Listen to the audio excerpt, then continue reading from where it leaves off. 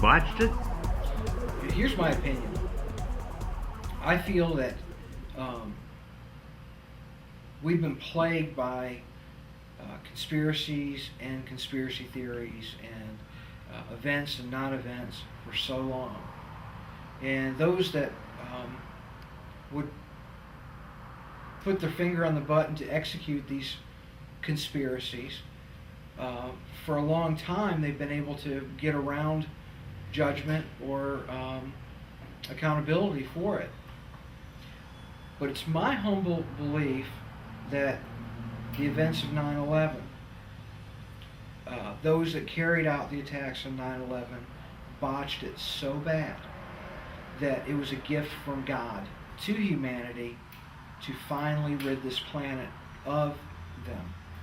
When I say them, I'm talking about the... We're talking about they. We did a film about they. Yeah, we did.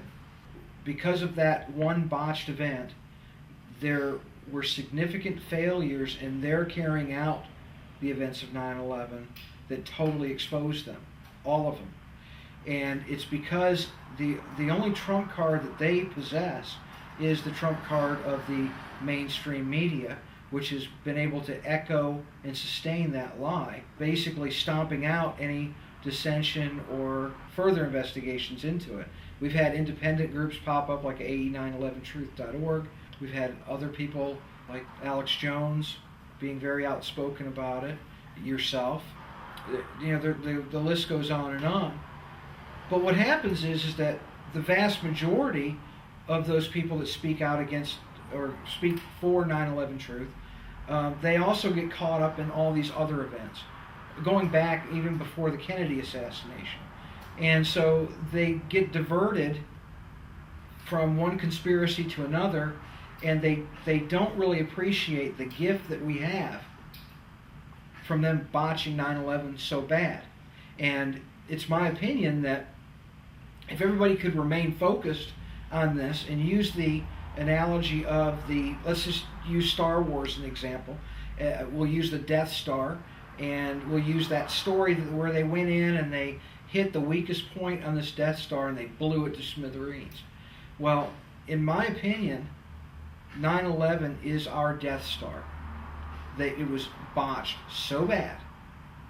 When you say our Death Star, it's going to blow them up, not us. Right. It's from a rebellion's point of view, that is the Death Star we're going after. Because Building 7 is undeniable. Okay? It doesn't take anybody with any experience in any field that has to do with architecture, engineering, air traffic control, piloting, anything. A normal, everyday, ordinary citizen can look at Building 7 and they can ascertain that the building was not hit by a plane. It had a few incendiary fires inside. The structural damage to that building was not significant, and for it to fall in on its own footprint at 5:20 in the afternoon on 9/11. Yet the BBC said the building had gone down and it hadn't even been hit. Yeah, 20 minutes before the building went down, they were on air reporting that it had already fallen. Silverstein was asked about that later after 9/11. It was brought up to him that, well, hey, BBC had reported on this before it ever fell, and his comment was, and I'm paraphrasing here, the loss of life was so tragic on that day, and there was so much damage to that building that they decided to go ahead and pull it. I remember getting a call from the fire department commander telling me that they were not sure they were going to be able to contain the fire. And I said, we've had such terrible loss of life. Maybe the smartest thing to do is pull it. And they made that decision to pull, and then we watched the building collapse.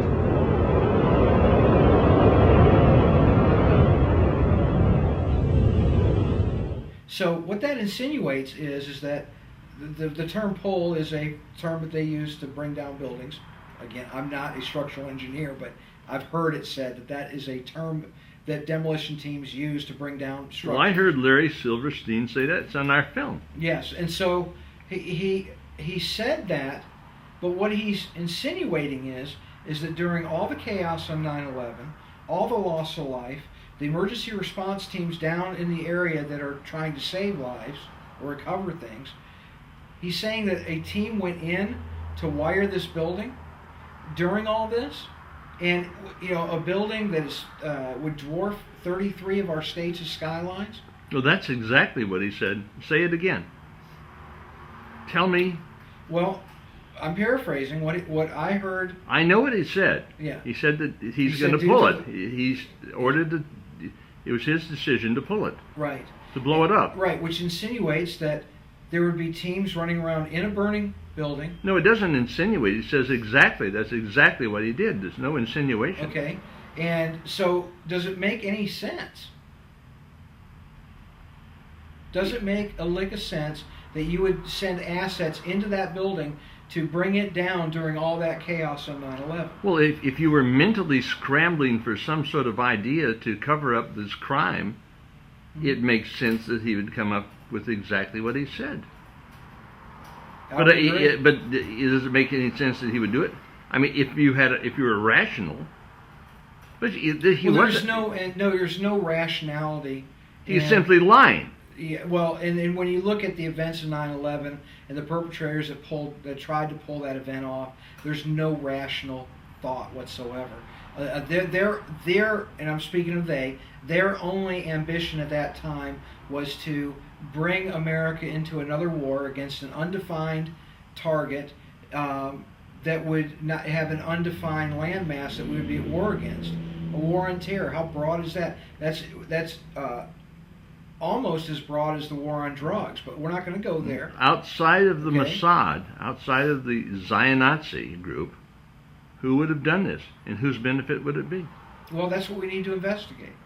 That's what we need. That's why we need an independent investigation. So we're talking about they are the ones who did it, and yes, things point towards the Zion-Nazi, but the Zion-Nazi group is not. They're obviously they'd have to be against the Jews.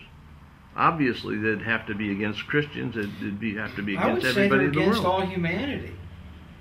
I think that when you try to put any one group in it to say who's the victim here, I think that that's disingenuous on the effort to bring the truth out. I think it's against humanity. I think it's against freedoms. I think it's against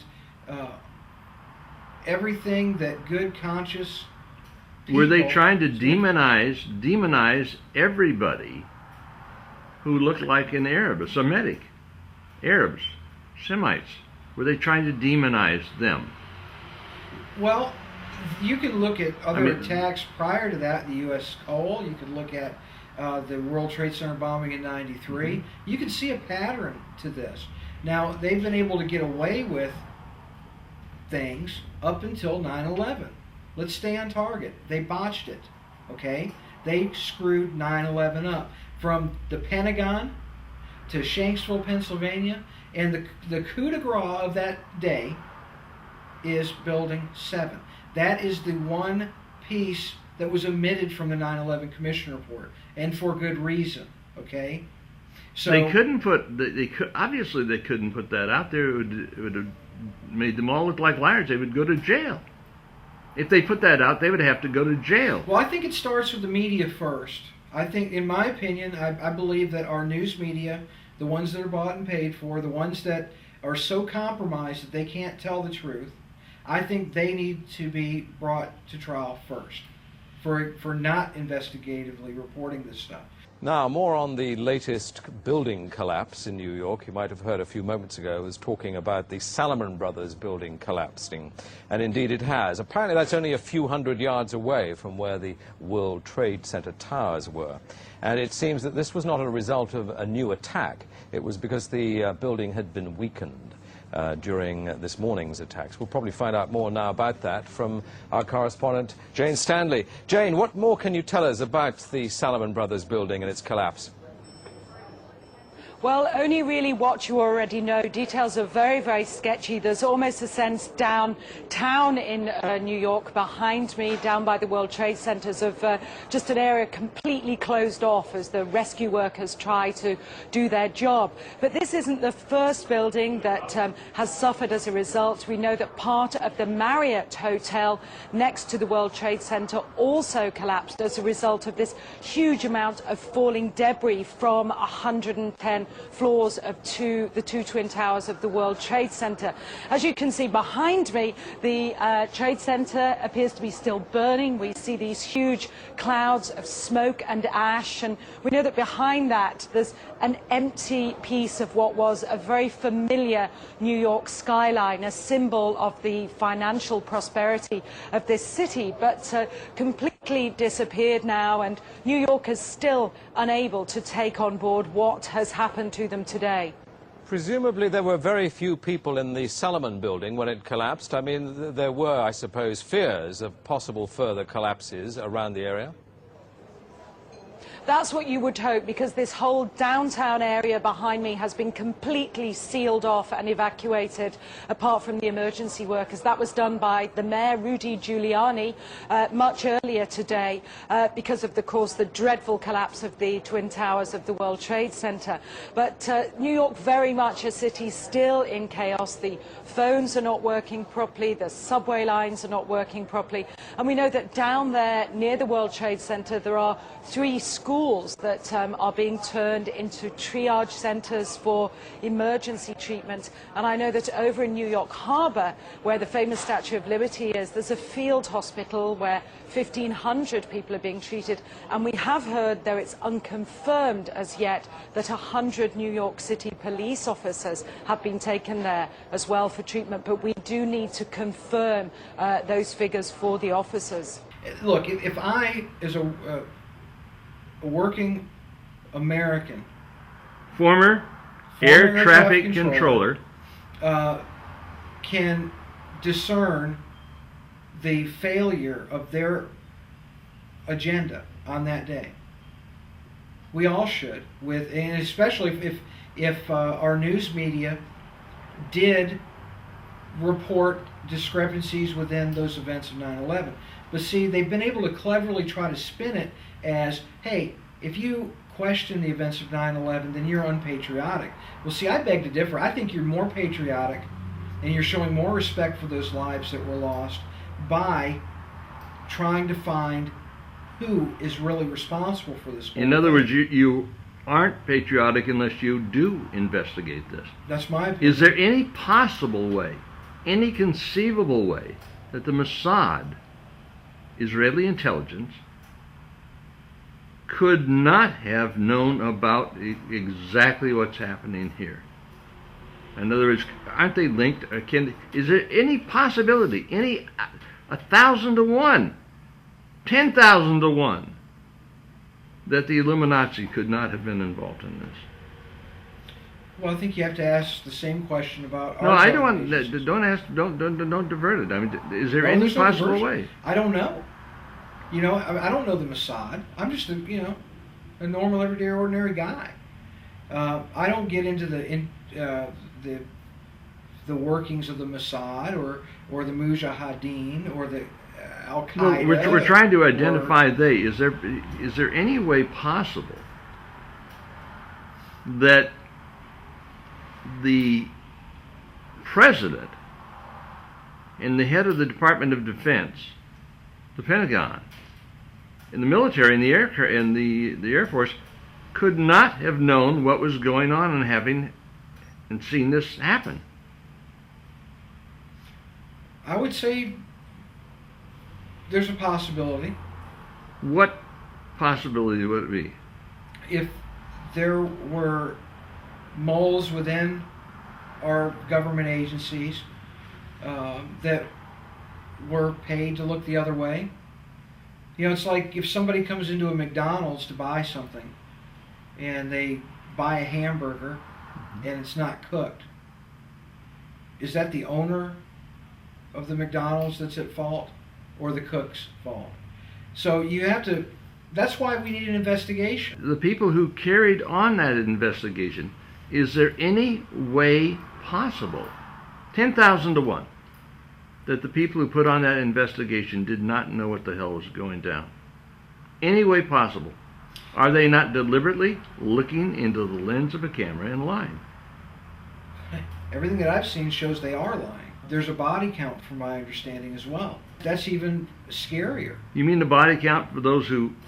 Witnesses. The witnesses and those people who were telling the truth and they had to be eliminated, is there any possibility that this could not have been planned deliberately and with malice aforethought to create the reason for war against Iraq and Afghanistan?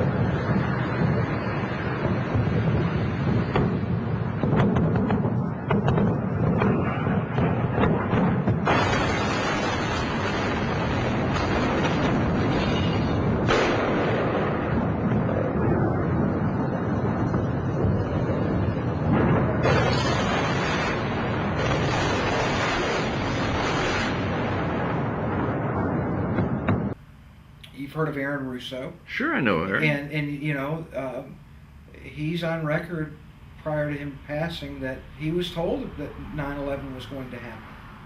And so when you hear it from somebody like Aaron Russo, that was a friend of David Rockefeller, I believe, which told him what their agenda was, you got to put some credibility into that because it happened.